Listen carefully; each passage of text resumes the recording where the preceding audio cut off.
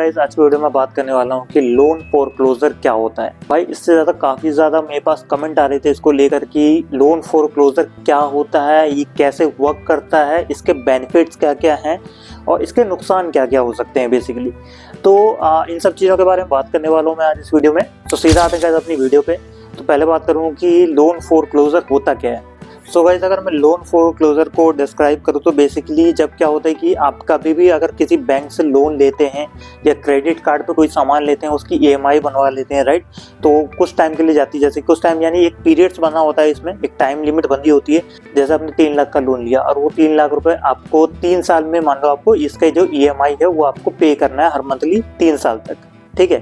अब मान लीजिए कि आपका 1.5 साल तक आपने ईएमआई पे किया एंड आपके पास कहीं से पैसा आया और आपने सोचा कि भाई जो ईएमआई मैं पे कर रहा हूँ अभी 1.5 साल और पे करने हैं, तो क्यों ना इसे अभी खत्म कर दिया जाए एक साथ देकर। तो इसी को हम बोलते हैं लोन फोरक्लोजर है, यानी लोन का जो पैसा है वो आप टाइम लिमिट से पहले ही क्लोज करना चाहते हैं, जिसे हम बोलते हैं लोन फोरक्लोजर। सो गाइस, अब बात करते हैं कि ये वर्क कैसे करता है। बेसिकली लोन आप 2 तरीके से लेते हैं। एक होता है ऑनलाइन, किसी मोबाइल एप्लीकेशन से आपने लोन ले लिया, राइट। मोबाइल एप्लीकेशन वगैरह से आपने लोन ले लिया, जैसे कि बहुत सारे ऐसे फाइनेंस कंपनी है जो अपने एप्लीकेशन रन करती है प्ले स्टोर पर, तो वहाँ से आप लोन ले सकते हैं।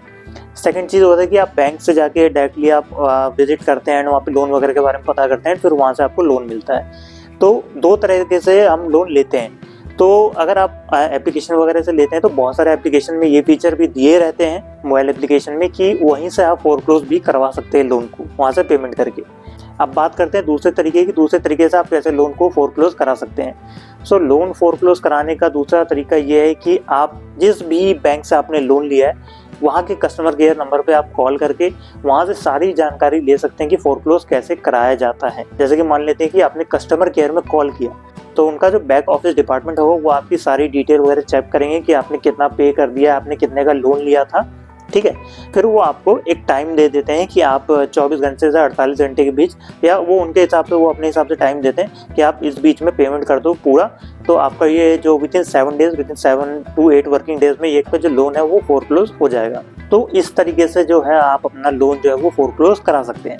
लेकिन एक चीज का आपको इसमें ध्यान रखना है कि भाई आप जब भी फोरक्लोज कराते हैं तो विदिन 7 डेज जो है आपका लोन जो है वो फोरक्लोज हो जाता है। तो एक बार 7-8 दिन बाद, 9 दिन बाद आप कॉल करके दोबारा कस्टमर केयर सर्विस में पता कर सकते हैं कि आपका जो लोन है वो उस फोरक्लोज हुआ है या नहीं, क्योंकि ये चीज़ बहुत ही ज़्यादा ज़रूरी होती है पता करनी। क्योंकि कभी कभार ऐसा भी होता है कि बैक ऑफिस डिपार्टमेंट से वो चीज़ सबमिट ही नहीं होती है कि आपने पेमेंट तो कर दी लेकिन आपका वहाँ पे वो सबमिट नहीं हुआ है, इसकी वजह से आपका जो लोन है वो फोरक्लोज नहीं वहाँ पे शो होता है। अब इसमें एक और चीज़ बहुत सारे लोग पूछते हैं कि भाई जब हम जैसे कि लोन वगैरह जब भी हम फोरक्लोज कराते हैं तो इसमें क्या चार्जेस लेते हैं बैंक, या जो भी फाइनेंस कंपनी होती है वो चार्जेस लेती है। तो भाई देखो, मोस्ट ऑफ द कंपनी तो लेती है, ठीक है।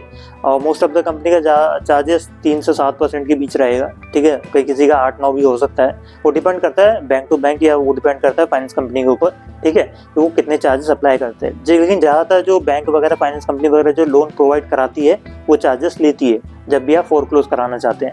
बस आपको ये चीज़ ध्यान रखना है कि कितने चार्जेस वो ले रही है। अगर उतने चार्जेस, जैसे कि आप मान लो साल भर या आपका 1 साल का ईएमआई और बचा हुआ है, 1 साल पहले आप उसे फोरक्लोज कराना चाहते हैं, तो उसमें वो कितना चार्जेस और ऐड करके वो जो टोटल अमाउंट है वो कितना हो रहा है। अगर उतना ही अमाउंट आपको 1 साल में भी पे करना है, ईएमआई आप दे ही रहे हैं, अगर 1 साल बाद ईएमआई देते देते 1 साल में भी आपको इतना ही पेमेंट करना है, तो फिर फोरक्लोज कराने का कोई फ़ायदा नहीं है। अगर उससे कुछ कम अमाउंट आता है तो डेफिनेटली आप फोरक्लोज करा सकते हैं, कोई इशू नहीं है। बट अगर आपको ईएमआई देने के बाद भी 1 साल भी उतना ही पेमेंट करना है और 1 साल पहले फोरक्लोज कराते समय भी उतना ही पेमेंट करना है, तो फिर बेनिफिट यही रहेगा कि आप ईएमआई ही पे करते रहो।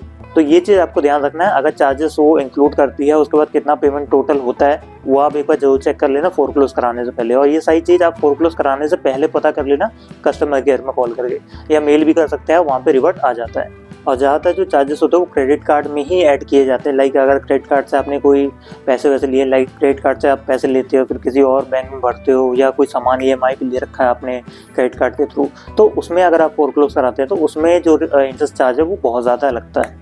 सो अब बात करते हैं गाइस कि इसके बेनिफिट क्या हैं फोरक्लोज कराने के लोन को। सो एक तो पहला बेनिफिट ये है कि आपका इंटरेस्ट चार्ज नहीं होगा, राइट। जैसे कि आप EMI पे कर रहे हैं, हर महीने आपको इंटरेस्ट चार्ज लग रहा है, ठीक है, वो चीज़ आपको पे नहीं करना पड़ेगा, ठीक है। EMI का जो पैसा है वो आपका बच जाएगा, इंटरेस्ट चार्ज आपका बच जाएगा। और दूसरा बेनिफिट इसका ये है कि अगर आप दूसरी बार लोन लेना चाहते हैं तो उसके चांसेस भी बहुत ज़्यादा हाई हो जाते हैं, क्योंकि आपने जो पेमेंट है वो कर दी है, रीपेमेंट जो है वो ऑलरेडी कर दी है, आपके ऊपर कोई भी लोन नहीं चल रहा, तो कोई भी बैंक या कोई भी फाइनेंस कंपनी आपको लोन देने के लिए तैयार हो जाती है। 90% चांसेस है कि वो लोन आपको दे देगी। अब बात करते हैं कि इसका नुकसान क्या क्या हो सकता है। तो जनरली अगर मैं बताऊं कि अगर मैं अपना सेंस यूज़ करूं तो बेसिकली इसका कोई नुकसान नहीं है, इंटरेस्ट चार्ज आपका बच रहा है, ठीक है। सेकंड चीज़ ये है कि आपका सिविल स्कोर जो है उस पर कोई नेगेटिव इम्पैक्ट नहीं पड़ेगा। हालांकि अगर आप EMI पे करते रहोगे तो आपका सिविल स्कोर जो है वो इम्प्रूव होगा डे बाय डे, ठीक है, जितना मतलब मंथली जितना भी आप पे कर रहे हैं मंथली, उसके साथ साथ वो सिविल स्कोर जो है वो इम्प्रूव होगा। लेकिन अगर आप फोरक्लोज करा लेते हैं तो जितना सिविल स्कोर आपका है उस टाइम पे उतना ही रहेगा, ना वो घटेगा ना वो बढ़ेगा, ठीक है। तो ये एक आप नुकसान मान लो या जो भी कह दो इसे, ठीक है, ये चीज़ एक रहती है कि अगर फोरक्लोज करा लेते हैं तो आपका सिविल स्कोर जो है जितना है वो उतना ही रहेगा, वो इम्प्रूव उसके साथ नहीं होगा, क्योंकि आपने जो पेमेंट है वो बंद कर दी है EMI पे करने की। सो ये था गाइस लोन फोरक्लोजर के बारे में। बाकी इसके अलावा 2 क्वेश्चन मेरे पास और आए थे, एक था लोन सेटलमेंट को लेकर और दूसरा था NOC को लेकर। तो इन टॉपिक्स के ऊपर भी मैं नेक्स्ट वीडियो अपनी बनाऊंगा गाइज। सो ऐसी वीडियो देखने के लिए आप मेरे चैनल को सब्सक्राइब कर सकते हैं। एंड इस वीडियो में अगर आपको ये वीडियो पसंद आई है तो ज़रूर आप इस वीडियो को लाइक करो, शेयर करो और मेरे चैनल को सब्सक्राइब करो। बाकी मिलते हैं नेक्स्ट वीडियो में।